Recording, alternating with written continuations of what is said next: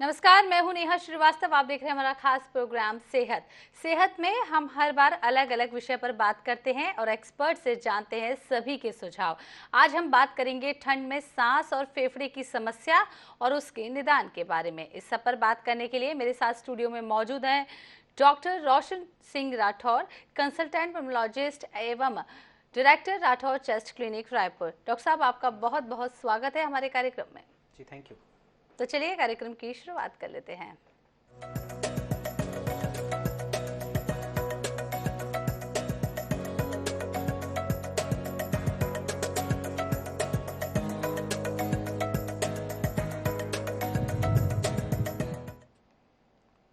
चलिए अब बात कर लेते हैं आज के विषय के बारे में और सबसे पहला सवाल यही कर लेते हैं कि ठंड में सांस और फेफड़ों की समस्या से किस तरह से बचा जा सकता है और क्या-क्या परेशानी ठंड के मौसम में होती है। जी, सबसे पहले तो अपन कारण जानते हैं कि ठंड में ही परेशानी क्यों होती है, बाकी सीजन्स में क्यों नहीं होती है। तो उसके दो तीन मुख्य कारण देखते हैं। पहला जो होता है वो टेम्परेचर में वेरिएशन। नाइट टाइम में टेम्परेचर थोड़ा कम होता है, जैसे ठंडी ज़्यादा बढ़ती है। डे टाइम में सनलाइट की वजह से टेम्परेचर थोड़ा सा ज़्यादा होता है। तो टेम्परेचर में ऊपर नीचे जो होता है वो लंग्स की जो अंडरलाइन डिजीज़ होती है, चाहे वो COPD हो, चाहे अस्थमा हो, चाहे एलर्जी हो, ये इन सबको प्रेसिपिटेट करता है।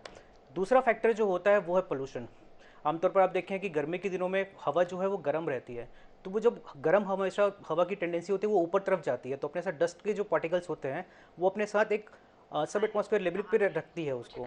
लेकिन ठंडी के दिनों में क्या होती है, वो जो गर्म होती है हवा वो नहीं हो पाती, ठंडी होती है, जिसकी वजह से धूल के कण जो होते हैं वो नीचे रहते हैं, तो आप ज़्यादा एक्सपोज होते हैं एलर्जन से, डस्ट पार्टिकल से। तो ये एक दूसरा कारण होता है।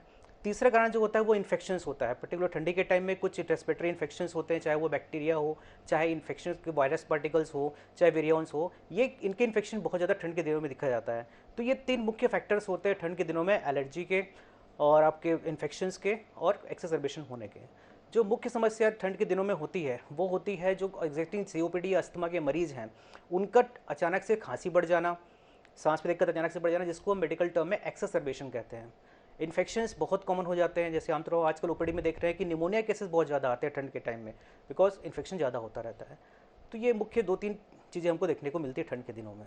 जी, क्या सर्दी में सांस लेने की तकलीफ का कारण बन जाती है? जो सर्दियां होती हैं वो सांस लेने की तकलीफ का कारण बन जाती है, क्योंकि मोस्टली सर्दियों में कफ हो जाता है, जुकाम हो जाता है, वो एक कारण होता है जिससे सांस लेने में तकलीफ होती है। जी बिल्कुल, जैसे मैंने बताया आपकी ठंड के दिनों में एक्सेसरबेशन मतलब अचानक से डिजीज़ का बढ़ जाना। जैसे कि एक और आमतौर पर एक थ्योरी देखी गई है कि बरसात के दिनों में जो जंगली पौधे उगते हैं उनके जो पॉलिन ग्रैंड्स होते हैं वो अभी पॉलिनेट होते हैं, मीन्स वो हवा में आते हैं, एटमॉस्फेयर में आते हैं। तो जो अस्थमा के मरीज होते हैं उनमें एलर्जी बहुत ज़्यादा बनती है इस टाइम में। तो ये एक कारण बनती है जिसकी वजह से एलर्जी, सांस नली में जाने की वजह से सांस नली में सूजन होना, सूजन होने की वजह से नली का सिकुड़ना और सांस की परेशानी होना। एक्सेसरबेशन मैंने आपको डिस्कस कर ही दिया। एक्सेसरबेशन मतलब अचानक से किसी भी बीमारी का बढ़ जाना, तो वो एक दूसरा कारण होता है सांस नली में। तीसरा कारण होता है ठंड की वजह से हम आमतौर पर पानी की मात्रा कम सेवन करते हैं। आपने देखा होगा गर्मी के दिनों में पानी का ज़्यादा सेवन करते हैं, लेकिन ठंडी के टाइम में हम पानी की मात्रा कम पीते हैं, जिसकी वजह से जो हमारा नेचुरल वे में जो लंग्स में स्पूटम होता है, कफ होता है, वो थोड़ा गाढ़ा होता है और वो जमने लगता है फेफड़ों में, वो भी एक सांस का कारण बनता है। तो ये दो तीन चीज़ें होती हैं जो कि ठंड के दिनों में सांस के कारण का तकलीफ का कारण बनती है। जी डॉक्टर साहब, यहाँ पर ये भी जान लेते हैं, जो अस्थमा के मरीज होते हैं वो वैसे तो हमेशा ही परेशान रहते हैं, क्या सर्दियों में उनकी दिक्कत और भी ज़्यादा बढ़ जाती है? अगर अस्थमा के मरीज प्रॉपर ट्रीटमेंट ले रहे हैं, इनहेलेशन थेरेपी ले रहे हैं, तो उनमें इसका ज़्यादा प्रभाव नहीं पड़ता है। लेकिन कुछ अस्थमा के मरीजों का ये फितरत होता है कि वो जब दिक्कत होता है तभी इनहेलर का यूज़ करते हैं, उन मरीजों में ये दिक्कत बढ़ती है। बाकी टाइम पे वो बिल्कुल नॉर्मल रहते हैं, फिर अचानक से ठंड जैसी बढ़ती है या मौसम में अचानक से बदलाव होता है तो उनको दिक्कत महसूस होती है, तब वो इन्हेलर चालू करते हैं। तो मैं सारे अस्थमा के मरीजों को यही सलाह दूंगा कि वो अपना इन्हेलर थेरेपीज जैसा आपके डॉक्टर्स ने बताया आप उसको रेगुलर लीजिए, ये नहीं कि जब दिक्कत हो रहा है तब लीजिए, क्योंकि ये आगे चल के आपको तकलीफ देती हैं। जी डॉक्टर साहब, यहाँ पर बात कर लेते हैं COPD की।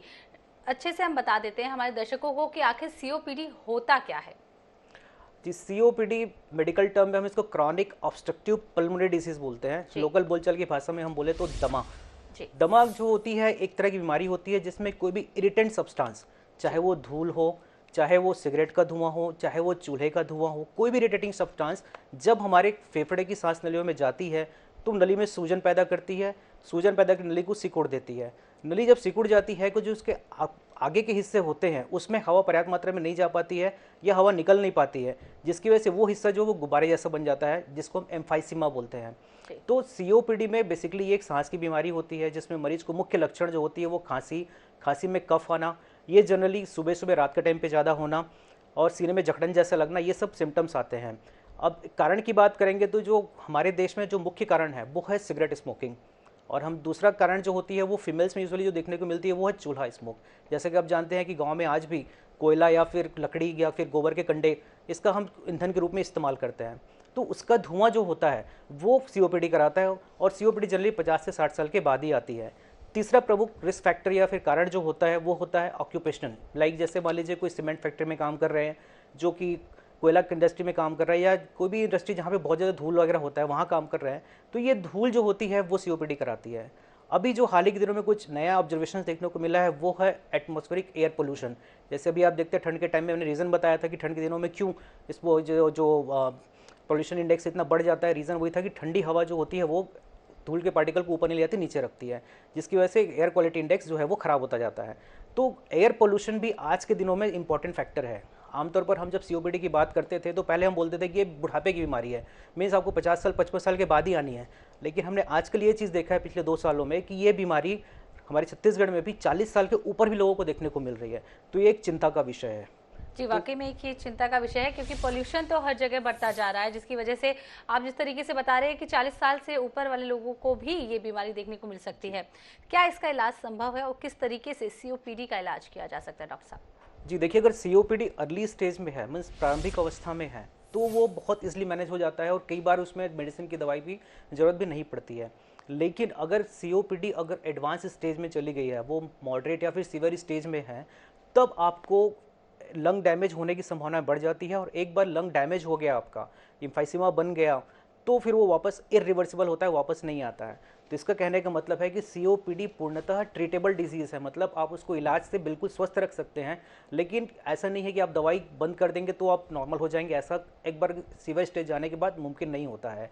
जैसा कि डायबिटीज़, हाइपरटेंशन, थायराइड को कंट्रोल करने के लिए आप मेडिकेशंस लेते हैं, उसी तरह सीओपीडी के लिए इन्हेलर जो होती हैं, इन्हेलर बहुत से डिफरेंट टाइप के होते हैं, वो सीओपीडी में बहुत कारगर होते हैं। आप उसको लेते हैं तो सीओपीडी आगे बढ़ता नहीं है और आपको बहुत आराम मिलता है।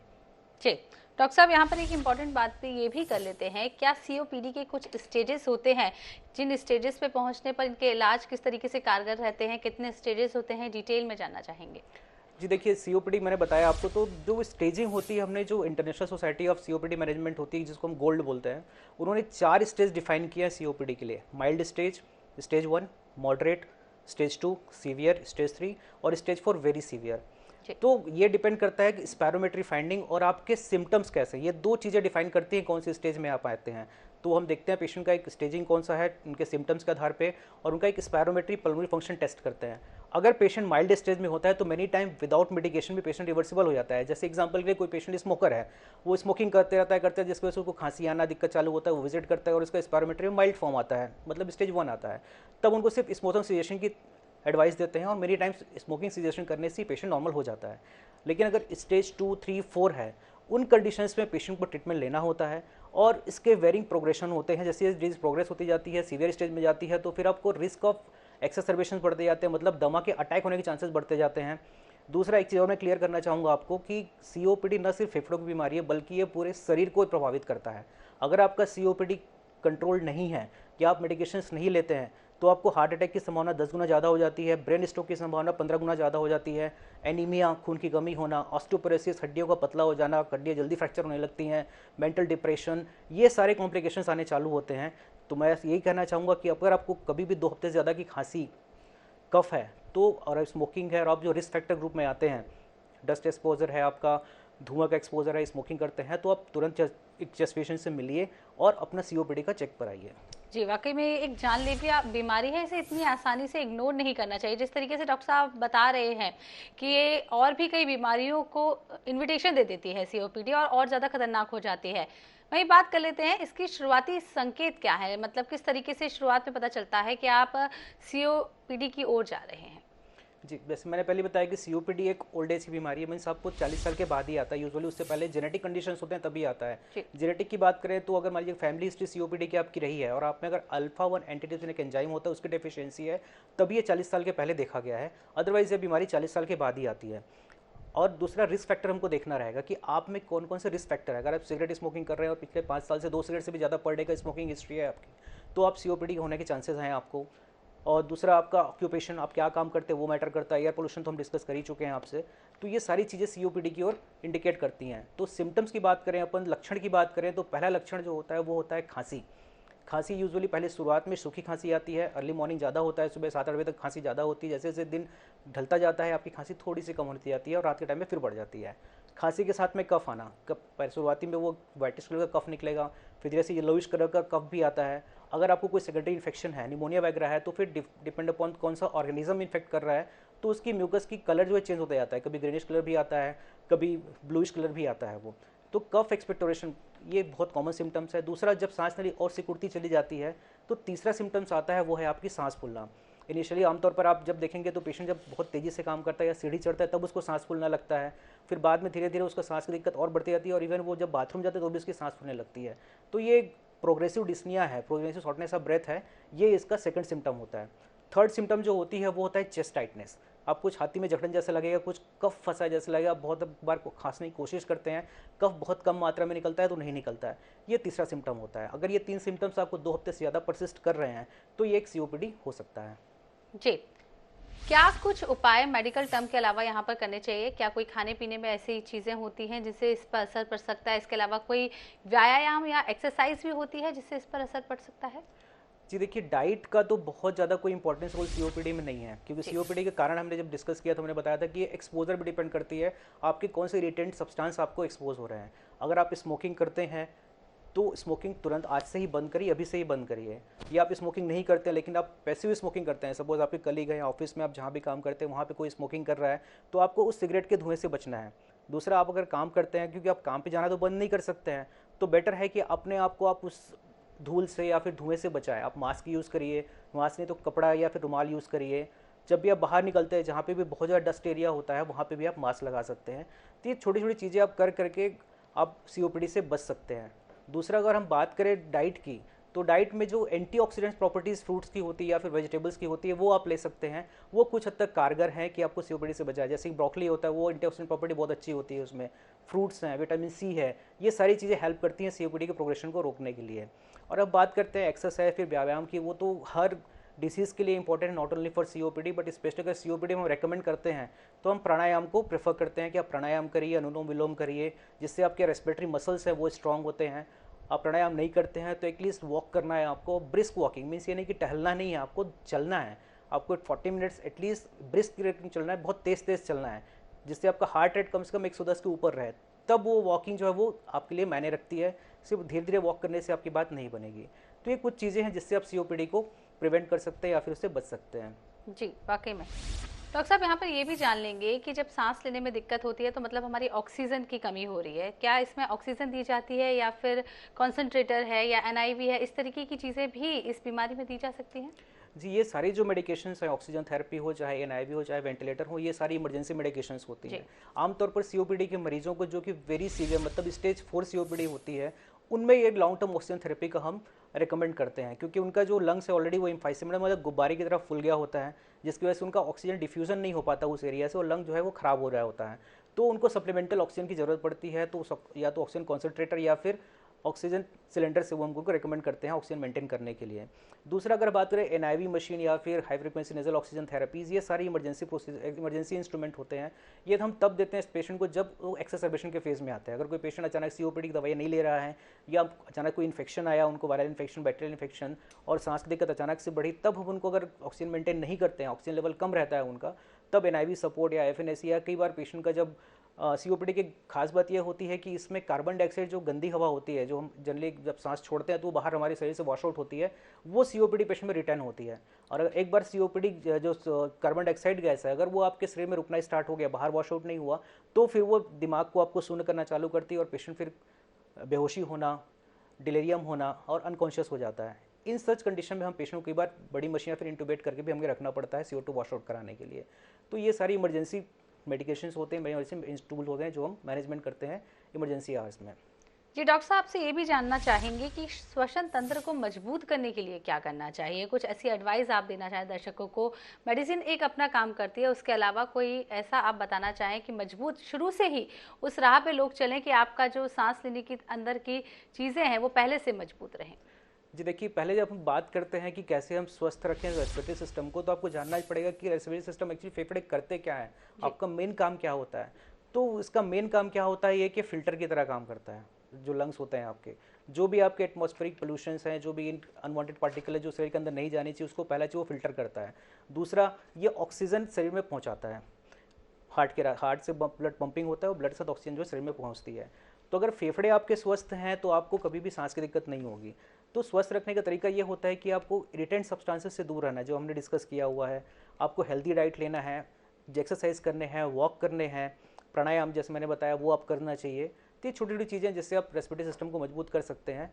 और इम्पॉर्टेंट, आजकल हम एलर्जीज़ बहुत देख रहे हैं। पहले इतना ज़्यादा एलर्जीज़ के पेशेंट हमारे पास नहीं हुआ करते थे, लेकिन आजकल एलर्जी जो है एक बहुत कॉमन बीमारी हो गई है। हर किसी को खाने की चीज़ों से, किसी को परफ्यूम के स्मेल से, अगरबत्ती के धुएं से, सबको एलर्जी हो रही है।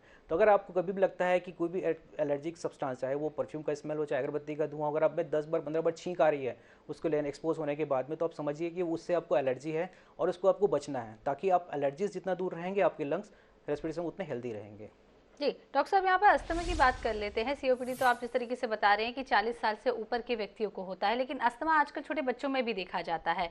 क्या कुछ कारण होता है कि छोटे बच्चों में कई बार शुरू से ही ये बीमारी रहती है, उसके बाद कई बार 10 से 12 साल के बच्चे या 15 साल के बच्चे भी इससे पीड़ित रहते हैं? जी, पहले तो ये अस्थमा जो होती है वो छोटे बच्चों की ज़्यादातर बीमारियां होती हैं। जैसे सीओपीडी ओल्ड एज की बीमारी है, तो अस्थमा छोटे बच्चों की स्टार्ट होता है।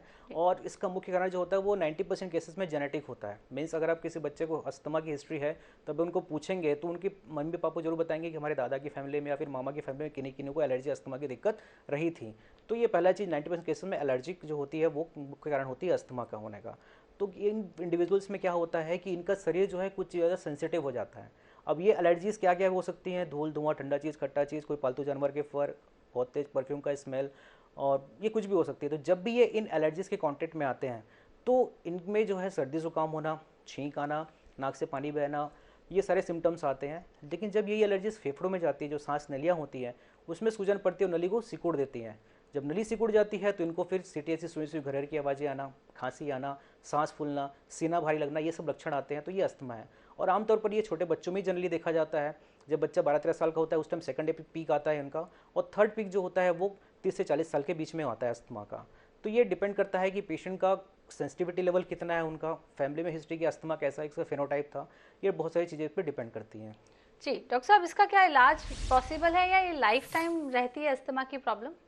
जी, जैसे मैंने आपको बताया कि अस्थमा का जो ट्रिगर होता है वो उसके एलर्जीज़ होते हैं। तो अगर आप एलर्जी को आइडेंटिफाई करते हैं और उस एलर्जी से आप दूर रहते हैं तो आपके अस्थमा के सिम्टम्स नहीं आते। इसलिए आपने देखा होगा कि कुछ बच्चों में 3 से 4 साल तक के एज में अस्थमा के सिम्टम्स आते हैं, फिर वो डिसअपियर हो जाता है, फिर 10-12 साल में आता है, फिर वो डिसअपियर हो जाता है, फिर जब एडल्ट होते हैं तब उस टाइम आता है।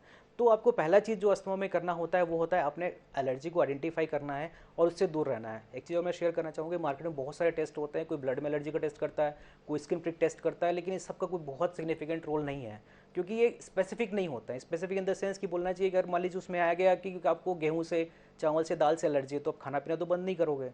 तो इसलिए मैं रिकमेंड नहीं करता ये जो एलर्जीज टेस्ट मार्केट में अवेलेबल होते हैं। वो आपको खुद से आइडेंटिफाई करना है कि मुझे किस चीज़ से दिक्कत हो रही है और उससे आपको दूर रहना है। अब बात करें अपन ट्रीटमेंट की, तो ट्रीटमेंट में बहुत सारे इनहेलर ऑप्शंस अवेलेबल हैं अस्थमा के मैनेजमेंट के लिए। अभी जो रिसेंट 2023 गोल्ड के जीना की गाइडलाइन है, जीना एक सोसाइटी है जो कि अस्थमा को वर्ल्ड वाइड रिकमेंड करती है, गाइडेंस देती है। तो उनका एक गाइडेंस आया है कि आपको अगर अस्थमा के मरीज डायग्नोस एक बार हो गए तो आपको इनहेलर थेरेपी जो होती है वो कंटिन्यू देना है। पहले हम रेकमेंड करते थे कि नहीं आपको दिक्कत है तो आप 4 महीना 5 महीना साल भर लीजिए फिर बंद कर दीजिए। लेकिन अभी जो रिसेंट गाइडलाइंस ये कह रही हैं कि आपको एटलीस्ट 24 आवर्स में एक वो इनहेलर थेरेपी तो लेना ज़रूर है। उससे क्या होता है कि आपकी जो नली सिकुड़ी हुई है वो ओपन हो जाती है और मेंटेन रहती है। अगर आप ये नहीं करते हैं तो आगे चल के ये COPD में कन्वर्ट होने के चांसेस रहते हैं, और जैसे COPD तो एक सिस्टमिक डिजीज़ है जो शरीर के सारे अंगों को प्रभावित करती है। जी डॉक्टर साहब, ये क्या बच्चों के लिए भी बेहद जानलेवा है अस्थमा? क्योंकि कई बार बच्चे इनसे सर्वाइव करके आगे निकल जाते हैं, पर कभी ऐसा कोई केस सामने आया है कि अस्थमा की वजह से किसी की जान भी गई हो, छोटे बच्चे की? जी बिल्कुल, इमरजेंसी डिपार्टमेंट हमारे पास बहुत सारे मरीज आते हैं ऐसे, जिसमें होता है एक्सरबेशन, मतलब अटैक आना, जो एक्यूट सीवियर अस्थमा या फिर एक्सरबेशन बोलते हैं। ये एक फेटल कंडीशन होता है, जानलेवा कंडीशन होता है। अगर आप में कभी भी अस्थमा का ट्रीटमेंट आप डिसकंटिन्यू कर दिए या नहीं ले रहे हैं और अचानक से सांस फूलती है और आप उसको इग्नोर करते हैं, तो कुछ दिनों बाद में क्या होता है, सच में ऑक्सीजन लेवल कम हो जाना, आपको इवन एक सेंटेंस बोलने में तकलीफ होना, आपका सैचुरेशन ड्रॉप हो जाना, बीपी कम हो जाना, ये सब लक्षण जब आते हैं तो ऐसे बहुत सारे पेशेंट हैं जो हमारे पास इमरजेंसी में आते हैं। फिर हम उनको रिससिटेट करते हैं। कई बार सारी सुविधाएं देने के बाद भी, इवन मशीन में डालने के बाद भी हम पेशेंट को नहीं बचा पाते हैं। तो अस्थमा जानलेवा नहीं, लेकिन अस्थमा का अटैक बिल्कुल जानलेवा है। तो हमें उस अस्थमा को अटैक आने को रोकना होगा। जी डॉक्टर साहब, हम पहले बात कर रहे थे ठंड में सांस और फेफड़ों की जो समस्या ज़्यादा बढ़ जाती है, क्या कुछ पहले से उपाय करने चाहिए? ठंड आने वाली है, उससे पहले क्या कुछ प्रिकॉशन लेना चाहिए जिससे बीमारियां आपको ना लगें, या अगर आपको बीमारियां हैं तो आप उनसे बच के रह सकें? जी, पहला चीज़ तो आपको ठंडी से बचनी है। अगर मान लीजिए ठंड जैसे लगता है कि आने वाली है या फिर ठंड का मौसम अचानक से चेंज हुआ, तो आप बिल्कुल बगैर किसी के पूछे आप गर्म कपड़े इस्तेमाल करना चालू करिए। आप मोजे या जुराबे पहनिए जिससे आपका पैर ठंडा होने से बचे। कान को आपको ढक कर रखना है। रात के टाइम में आपको पंखे यूज़ नहीं करने हैं। आप डायरेक्ट फ़ैन के AC या फ़ैन का जो डायरेक्ट हवा होता है वो अपने से आपको दूर रखना है, क्योंकि जहाँ भी आपको ठंडी हवा आएगी तो आपके जो फेफड़े में सांस ली वो सिकुड़ेगी और आपको दमा का अटैक आएगा। दूसरा, कोशिश करनी है कि धूल में ना जाएं, आप धूल से बचें। और ठंड के दिनों में जैसे आप वॉक करते हैं तो आप थोड़ा सा लेट में वॉक करना चालू करें, जैसे सनलाइट जहाँ पे सनराइज़ होने के बाद आप वॉक करने जाए, सो दैट जो वातावरण है वो थोड़ा सा गर्म हो, उस टाइम आप जाइए। और हेल्दी डाइट आपको लेना है। ये कुछ चीज़ें करेंगे तो आप बहुत स्वस्थ रहेंगे। और सबसे इम्पोर्टेंट, थेरेपीज जो आपको डॉक्टर साहब ने आपको एडवाइस किया है कि आपको इन्हेलर लेने हैं या कुछ मेडिकेशन टैबलेट लेने हैं, उसको कंटिन्यू लेना है, उसको आपको डिसकंटिन्यू नहीं करना है, छोड़ना नहीं, वो सबसे इंपॉर्टेंट थिंग है। जी, डस्ट भी एक बहुत बड़ा इशू बताया जाता है अस्थमा का, या आप COPD जो भी बीमारी कह लें। डस्ट से तो बचाव पॉसिबल नहीं है आज की दुनिया में, लेकिन क्या कुछ ऐसा कारण है जो हम इससे भी बच सकते हैं, या क्या कुछ इसका उपाय निकाल सकते हैं? जी देखिए, डस्ट जो होता है वो दो तरह के होते हैं, इंडोर एयर पोल्यूशन और आउटडोर एयर पोल्यूशन।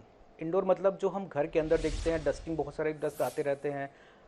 और आउटडोर पोल्यूशन को आप जानते ही, इंडस्ट्रीज की वजह से हो सकता है या फिर हाईवेज जो है वहाँ पे हो सकती हैं। तो आप डस्ट को उड़ने से आप रोक नहीं सकते हो, लेकिन आप अपने आप को उस डस्ट के एक्सपोजर से तो रोक सकते हैं। मास्क आप यूज़ कीजिए, जैसे कोरोना ने हमको सिखा दिया है कि मास्क कैसे यूज़ करना है। कोरोना के पहले हमारे मरीजों को बोलते थे आपको COPD है, आपको धूल से बचना है, आप मास्क लगाइए या फिर आप रुमाल कपड़ा बांधिए, तो वो करते नहीं थे। लेकिन कोरोना ने एक चीज़ हमको अच्छी चीज़ सिखाई कि मास्क का यूज़ करना। मास्क आपको न सिर्फ एलर्जी से बचाता है, धूल के एक्सपोजर से बचाता है, बल्कि ये आपको इन्फेक्शन से भी बचाता है। जो COPD अस्थमा के मरीज होते हैं उनमें ज़्यादा चांसेस होते हैं कोई भी रेस्पिरेटरी इन्फेक्शंस के अटैक आने के, चाहे वो निमोनिया का हो, चाहे वो वायरस का हो। तो अगर आप मास्क यूज़ करते हैं तो आप दो इन्फेक्शन से भी बच सकते हैं जो आपकी अस्थमा को आगे बिगड़ने से रोकती हैं। तो मास्क का यूज़ ज़रूर करिए और अपना ख्याल रखिए। जी, वाकई में डॉक्टर साहब, कुछ एडवाइस आप हमारे दर्शकों को करना चाहें सभी बीमारियों से रिलेटेड, और जिसका उपाय वो आसानी से घर बैठकर भी कर सकते हैं, फाइनल एडवाइस क्या करना चाहेंगे आप? फाइनल एडवाइस मैं ये बताना चाहूँगा आपको कि आपको मेडिकेशंस प्रॉपर लेने हैं। अगर आपको डॉक्टर साहब ने जो बोला वो मेडिकेशंस आपको बंद नहीं करनी है। दूसरा, एक्सरसाइज ज़रूर करिए। आप वॉक पे जाते हैं, आप वॉक पे जाइए, प्राणायाम करते हैं, प्राणायाम करिए, हेल्दी डाइट लीजिए। और स्लीप एक बहुत इंपॉर्टेंट फैक्टर होता है आपके इम्यून सिस्टम के लिए, तो आप स्लीप एडिक्वेट लीजिए। वर्क का प्रेशर सबको होता है, लेकिन आप एक रूटीन बनाइए, अपना डाइट का रूटीन बनाइए कि मुझे ब्रेकफास्ट इतने बजे करना है, कि लंच इतने बजे करना है। कोई भी चीज़ स्किप मत करिए कि मैं आज ब्रेकफास्ट नहीं कर रहा हूँ, कि आज मैं लंच नहीं करूँगा, नाइट में नहीं खाऊंगा, ये स्किप मत करिए। और अच्छे से आप खाना खाते रहिए, बस और कुछ नहीं जी, इतना ही सफिशिएंट है। डॉक्टर साहब, आपका बहुत बहुत शुक्रिया, आप हमारे कार्यक्रम में आए और हमारे दर्शकों को इतनी सारी जानकारी दी, और खासकर कि अस्थमा, दमा सभी के पेशेंट्स के लिए यहाँ पर विशेष जानकारियाँ निकलकर सामने आई हैं। आप भी यदि इस तरीके की किसी भी परेशानी से पीड़ित हैं तो डॉक्टर साहब से एक बार संपर्क जरूर कर सकते हैं। तो अब सभी अपना ढेर सारा ध्यान रखिए, क्योंकि आप स्वस्थ रहेंगे तो आपका परिवार भी स्वस्थ रहेगा। फिलहाल सेहत में बस इतना ही, दीजिए इजाजत, नमस्कार।